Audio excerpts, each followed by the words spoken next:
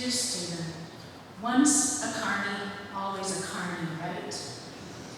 For the past 2 months, we have ridden a roller coaster with you, sometimes feeling like the train stopped upside down in the loop-de-loop, holding our breath until it started to move again.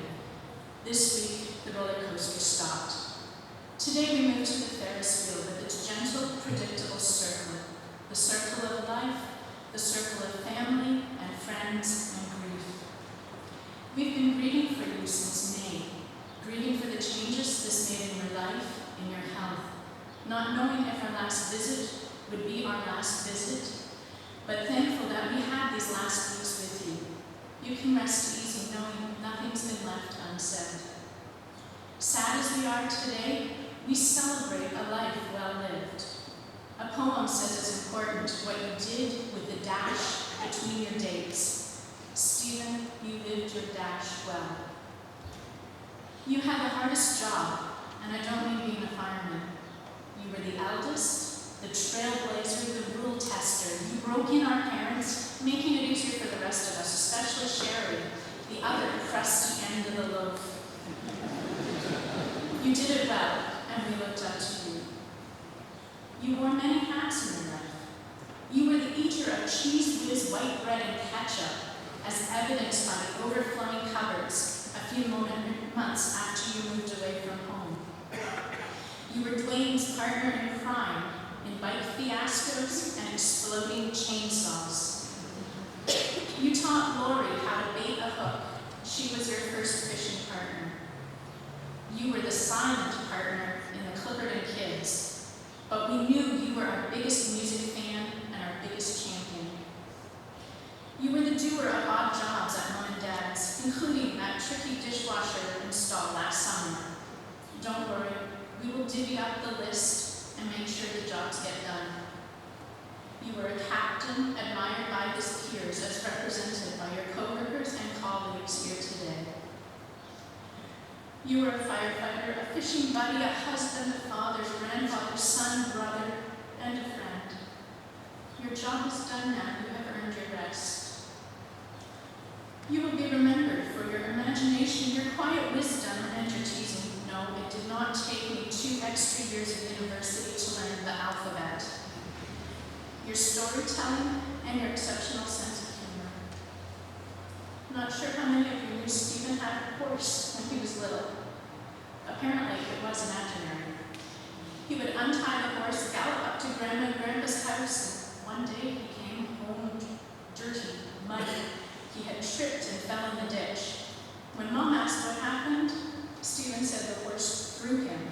That was the end of the horse. Grandma was doing laundry while Stephen was visiting. Stephen, pretending his finger and thumb was a gun, shot Grandma. Grandma, always having a flair for the dramatic, pretended along with him. A distraught young boy ran home and wouldn't settle until he dragged Dad back to make sure that Grandma was okay. Grandma knew Stephen had disappeared, but didn't realize how upset he was.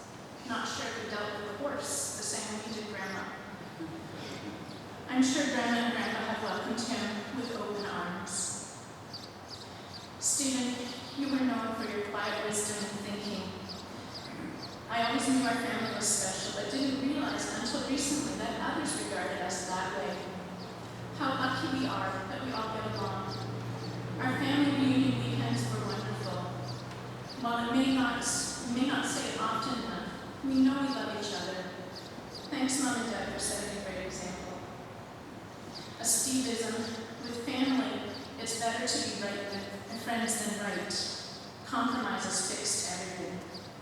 Another one, Mom won't tolerate any intolerance. And these are the platitudes we live by. Mom and Dad still laugh when I tell the story about the flashlight. Stephen was asked during a power outage if the flashlight worked. His response, I don't think too brightly. Grammar was never strong. We loved your stories. The fire hall shenanigans, something about a broken dishwasher that prompted a full kitchen remodel, vegetarian subs with extra bacon, reading a book about sign language to help better answer phone calls. We also enjoyed hearing about the fish that were this big and the mosquitoes that didn't bother you. I think you enjoyed being outside more than the actual fishing. Your ever-present humor was with you to the end. When you were thirsty and wouldn't let you have water or pop, you wanted Laura Ann to call for beer delivery. When the doctors asked to check your neck, you told them you'd find it under your head.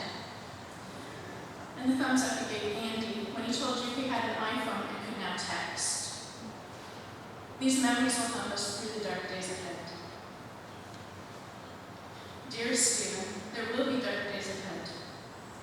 We will miss your goofy smile, your unruly hair, your dress t-shirts.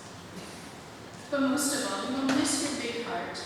And while this is hard for us, we know you are free in a body that works, that you are out in your boat and enjoying the sunset fishing. A few weeks ago, when saying goodbye to Mom and Dad, you said, Mom is most huggable. We will hug them, we will hug each other, and we will find peace knowing that we are a loving, faith-filled family. Your job is done now.